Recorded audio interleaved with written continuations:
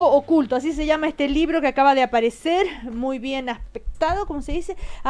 Crónicas de un Santiago oculto. Cris Salazar es el autor. Él lleva años atrás escribiendo sobre estos temas en su blog Urbatorium, y también tiene un blog muy interesante que se llama Animitas Chilena. En otra oportunidad ya vamos a conversar sobre las animitas.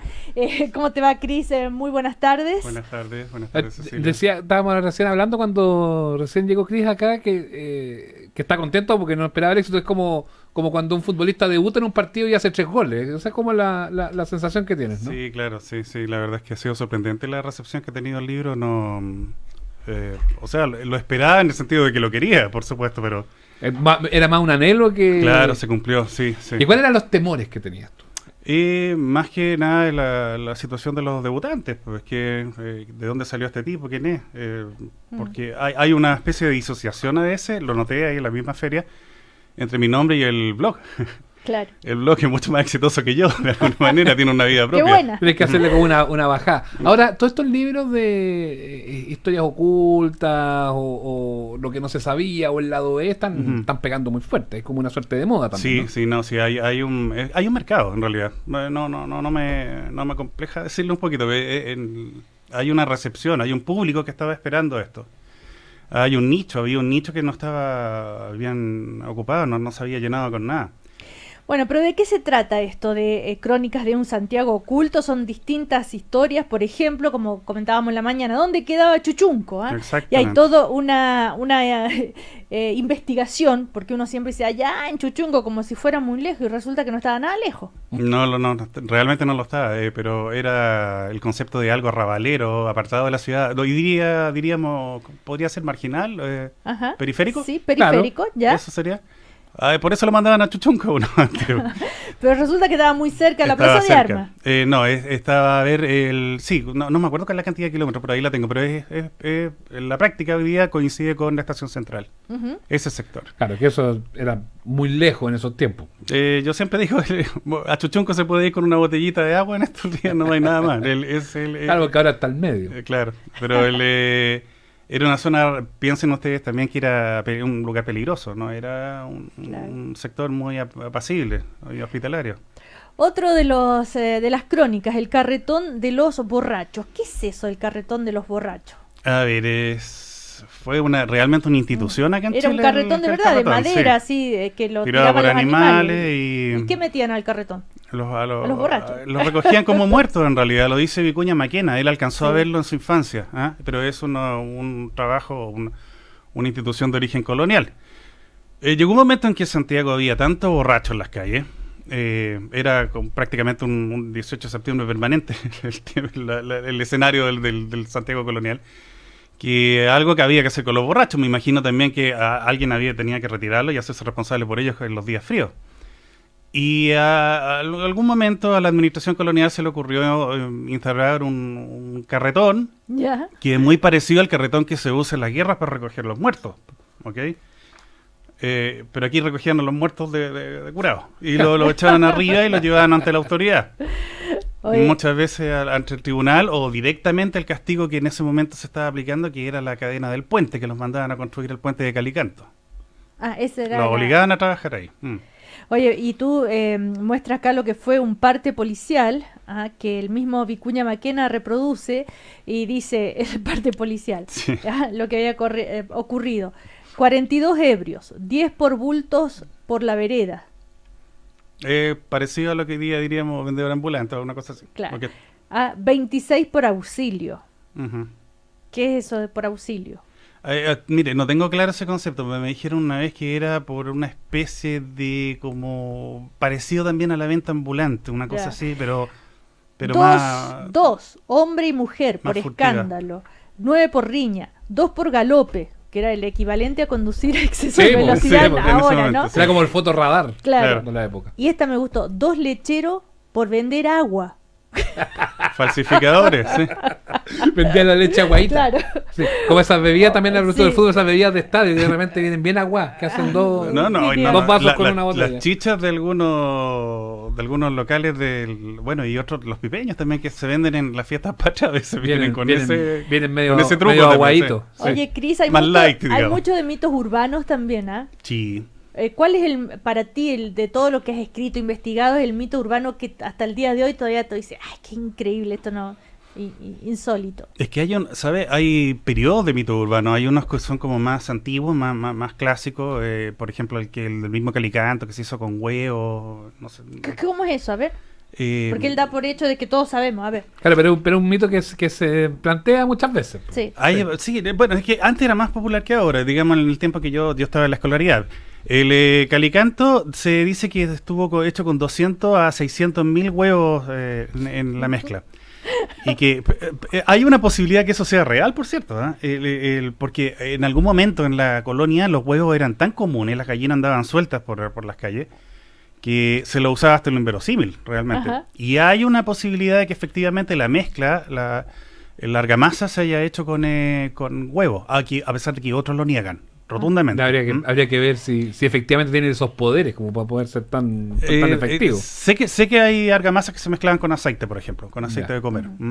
Y mitos más, ese tú dices muy antiguo, muy conocido, ¿y otros? Más recientes, Sí, algo así o como menos difundido. Menos difundido o en proceso de difundirse. Yo creo que está el del famoso entrada al inframundo en el Cerro Santa Lucía. A ver.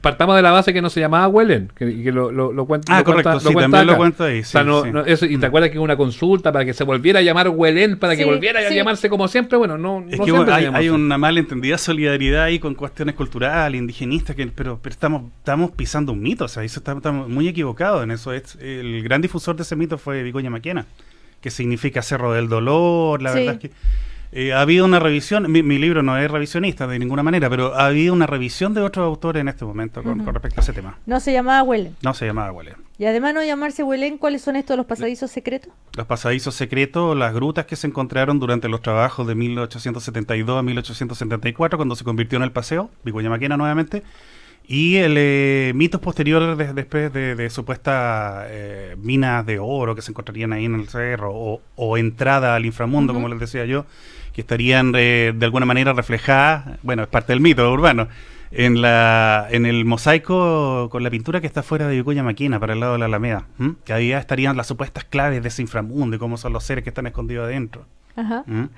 Oye, después, bueno, hay muchas crónicas, por sobre todas interesantísimas, ¿no?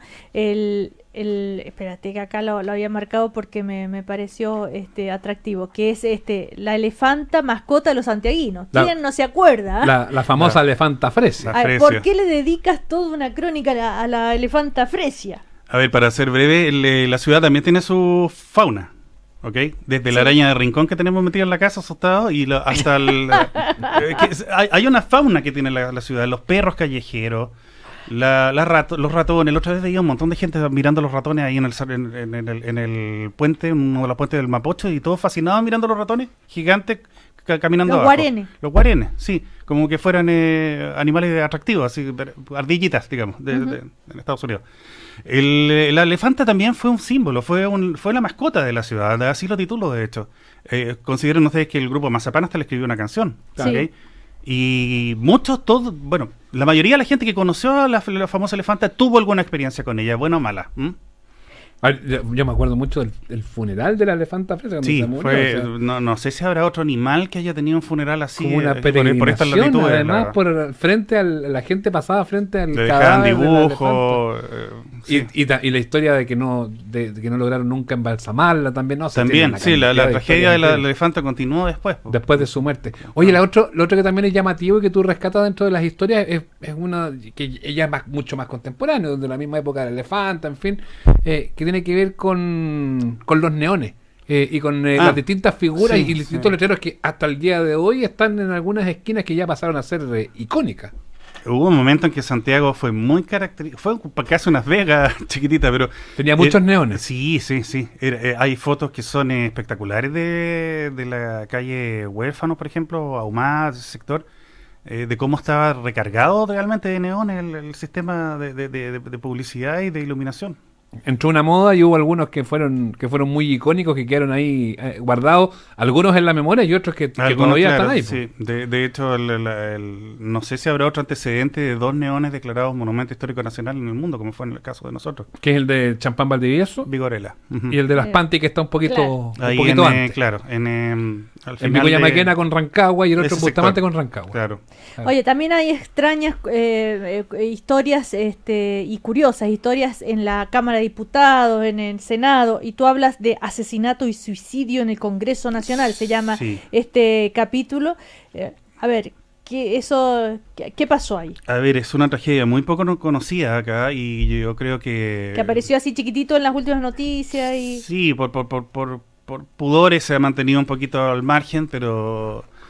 nos revela un poquito hasta dónde llega también a veces la violencia política dentro de los mismos conglomerados, ¿ok? Porque el Partido Demócrata fue en este caso el Luis Correa, que diputado, quería competir en el cargo, para hacer, estoy sintetizando mucho, quería competir en el cargo siguiente del de senador, estamos hablando de la República Parlamentaria o semiparlamentaria, como le gusta decir ahora a los historiadores, por el cargo de senador justamente que ostentaba en ese momento dentro del partido el señor Zenón Torrealba. Sí. Y sucedió que perdió las elecciones Correa y... No podía aceptar. No. Había trabajado tanto por ese cargo que la verdad es que no lo aceptó. Entró en una especie de euforia criminal y llamó a Torrealba y lo asesinó en una salita de... Lo llama a una reunión, le dice juntémonos en la salita y lo mata. Lo mata. Así directamente. Lo mata, sí, así de violento. O sea... a veces escucho que el primer parlamentario chileno asesinado, digamos, en circunstancias de violencia política, no en guerra ni algo así, fue Jaime Guzmán. Sí. Pero técnicamente, en rigor, es este. Es una historia que se omite, que no está tan presente. ¿Y el suicidio? De él mismo. Mata a Torrealba e inmediatamente se pone el revólver en la boca y chao. Murieron los dos ahí al tiro. Increíble. Fue una doble tragedia. Sí, fue terrible. Y eran 2 hombres muy reputados en aquel momento también. Eso es la segunda parte de la tragedia. Oye, la pregunta que siempre le hacen a las personas que escriben este tipo de libros, habrán quedado más historias, ¿no? Porque sí, queda y eso implica que están las ganas y el ánimo de seguir escribiendo, ¿no? Y las posibilidades. Piensen que este trabajo es un desarrollo, complemento y actualización de lo que tengo publicado en mi blog. En el blog, claro. Y en mi blog hay más de 2.500 entradas en 11 años. Porque junté varias cosas que también tenía dispersas. Así que tengo material para rato. ¿Y todo con Santiago o también te dan ganas de ampliar la frontera? Empecé con Santiago, pero ya amplié y ya estoy tratando del tema de la ciudad y la cultura urbana en general, la historia y cultura urbana. ¿Pero ya pensando tomarlo como Chile o pensando tomarlo como...? No, sí, ya tengo cosas del extranjero, Concepción, de viaje. Pero pensando hacer, por ejemplo, un Concepción oculto, un Valparaíso oculto... Se podría perfectamente, sí, se podría perfectamente, sí. Bueno, son muchísimas las crónicas desde Apología del Subterráneo de los Jesuitas, que está muy buena también, Lo que callan las campanas, En los días del tranvía, no sé, La República de los Pelusas, de dónde viene esto de los Pelusas, en fin, hay todas unas crónicas que dan cuenta, muy entretenido, pero es todo verdad, y está todo documentado y con las fuentes acá. De hecho, se citan las fuentes al final de cada capítulo. Vamos a ver cómo reaccionan los historiadores o los expertos en la cultura urbana. Esto se llama Crónicas de un Santiago Oculto, RIL Editores. Cris Salazar es el autor. También él es especialista total en animitas. Ahora parece que la de Romualdito va a ser reconocida como un lugar... Sí, me lo esperaba, la verdad. Sí, estaba esperando hace rato esa noticia, sí. ¿Estás contento? Sí, a pesar de que no soy un creyente. yo le prendo vela a animitas, pero sí, lo esperaba hace rato, porque ya... Investigan los fenómenos más que creer en ellos. Claro, sí, por supuesto. Es que además que todos los investigadores tienen un poquito de distancia también con por ejemplo, el gran investigador de historia religiosa que en Chile fue Oreste Plat, y Oreste Plat no era creyente. Claro, sí, por supuesto. Muchas gracias, Cris, por venir. Muchas gracias a usted. Y felicitaciones por este éxito resonante en tu debut. Agradecido por la invitación. Que vaya muy bien. Ya, chao. Chao. Y